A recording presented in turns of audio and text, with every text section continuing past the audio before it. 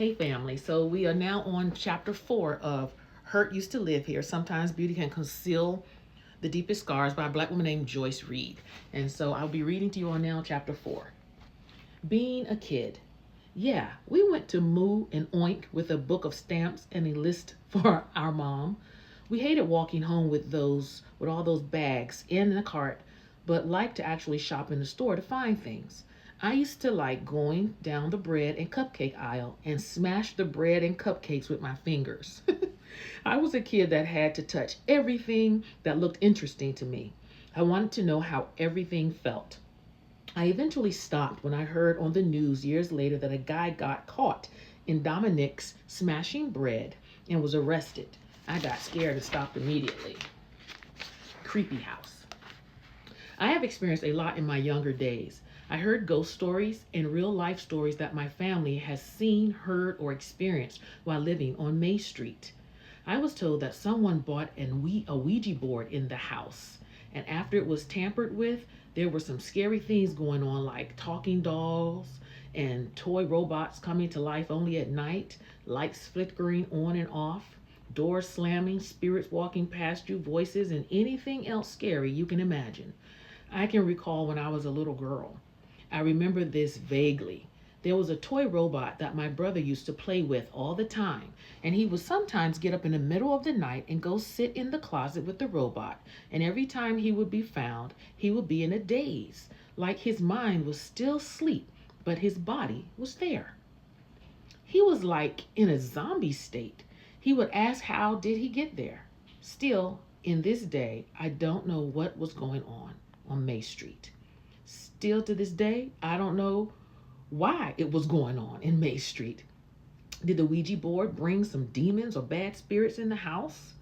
Was the house cursed or haunted? I would tell my friends about the things that I experienced, and they would just laugh at me and think I was crazy. So many things happened on May Street that if I talk about them all, then it would be a book in itself. At the end of it all, they had to bring a priest in to get rid of whatever had entered and whomever they let in from playing with that Ouija board. It was even impossible to get rid of it because after throwing it in the dumpster in the alley, it magically appeared back in the closet. That's when a priest came in. Everyone doesn't believe in ghosts or spirits or even demons, but until you have experienced seeing, hearing, and feeling them, then I wouldn't believe it either.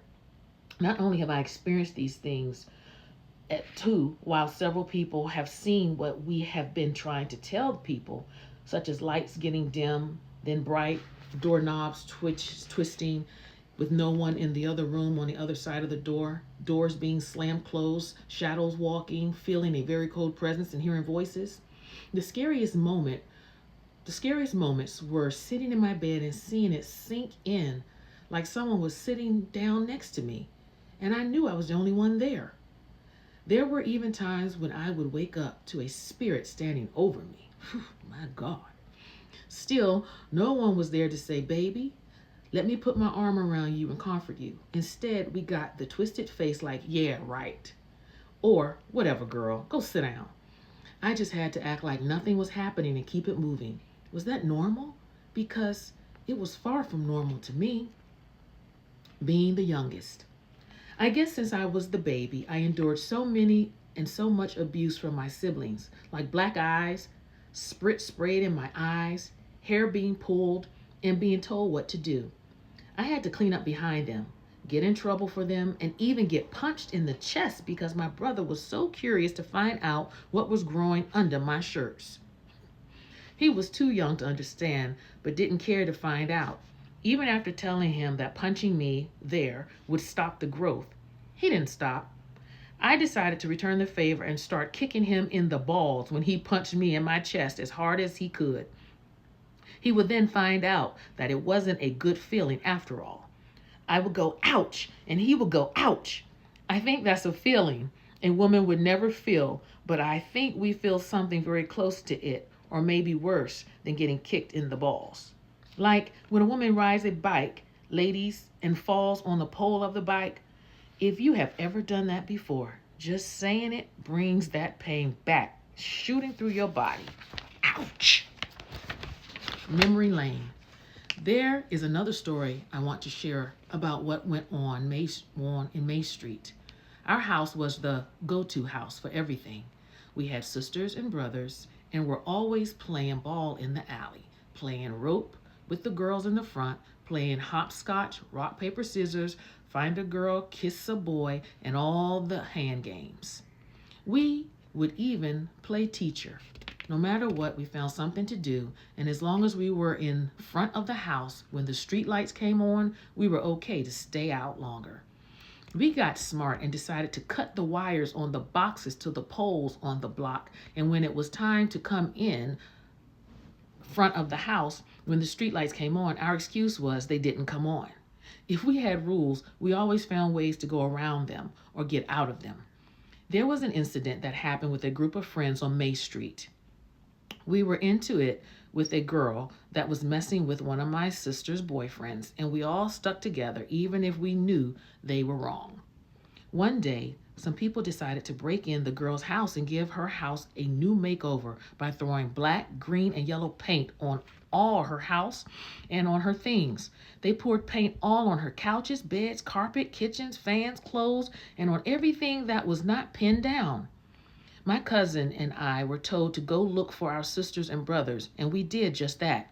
When we got there, we saw some of them jumping out of windows and running out of the back door, screaming, "Grab this and run." We had food, pillows, and clothes thrown at us and were told to go hide them at home. Later that day, the police came to our house and questioned everyone about the break-in, and all I knew was that I had nothing to do with it, but I wasn't about to tell either. I told the police that I didn't see or hear about anything. As the police were questioning all of us, he felt that something wasn't right. The police flashed a light on my sister's shoes and found the same paint from the house on her shoes. We all got put on punishment for the break-in, and I got in trouble for being an accessory to the crime. Everyone was pissed at my sister and made sure she knew it too. We had to go back to her house and scrub the paint off of everything that was there. Thankfully, her mom didn't press charges against us. That was the worst day ever, due to me not even being there, but I got myself involved when I took the items to hide them. I was an accessory to the crime. Fireworks to remember. There was a time when all bad things started to happen in our neighborhood. It was mostly just gang retaliations. One day, we had just left Rainbow Beach on 79th. We ended our night with fireworks in Racine Park, the same park where I busted my face.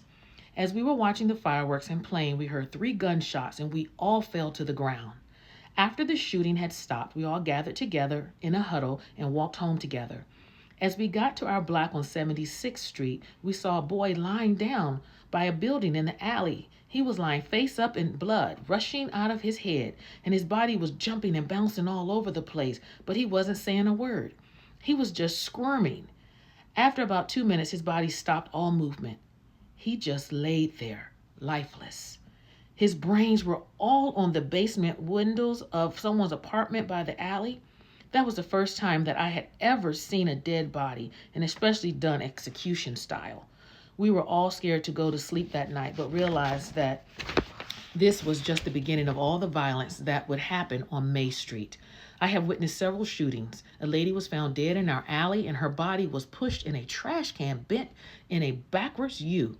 I also experienced seeing gang beatings, drive-bys, stick-ups, and anything else that you can imagine that happened on and around the Auburn-Gresham area. By experiencing all of these things in life, it made me more aware of my surroundings, and I became street smart. It's great to be book smart, but being raised in the hood, to survive, you need to also be street smart as well. These streets will eat you up and spit you out if you are not careful. There is nothing like a smart dumbass. A bit of advice: never walk the same way home as you do going. Always switch your route up. You have to know who is behind you without ever turning your body to look. You need to know who your friends are and always stay ahead of everyone. Love all, trust few. All right, next time will be chapter 5. Be blessed. If you enjoy, hey, feel free to Venmo me or buy me a cup of coffee. All right, talk to you soon. Like, share, and subscribe to my channel and hit the notification bell whenever I upload. Bye.